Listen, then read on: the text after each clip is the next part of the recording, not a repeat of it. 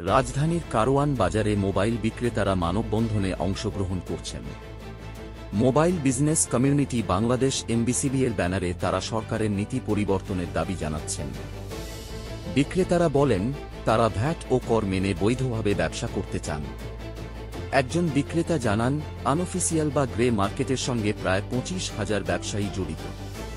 তিনি বলেন, আজ হঠাৎ করে আমাদের ব্যবসা বন্ধ করে দিলে আমরা কোথায় যাব? আমরা কর দিতে চাই, তবে আমাদের বৈধ সুযোগ দিতে হবে। এমবিসিবি জানিয়েছে, আজ রবিবার ঢাকাসহ দেশের সব মোবাইল ফোনের দোকান বন্ধ থাকবে। কারওয়ান বাজারপান্থপথ এলাকায় সকাল 10টায় শান্তিপূর্ণ মানববন্ধন শুরু হয়। সঙ্গে সঙ্গে দেশের বিভিন্ন জেলা ও শহরে স্থানীয় ব্যবসায়ীরাও রাস্তায় নামবেন।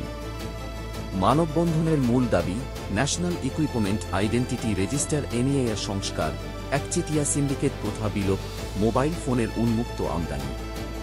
বিক্রেতারা আশা করছেন সরকার তাদের বৈধ ব্যবসায় সুযোগ প্রদান করবে। পরবর্তী আপডেট পেতে আমাদের চ্যানেলটি সাবস্ক্রাইব করুন।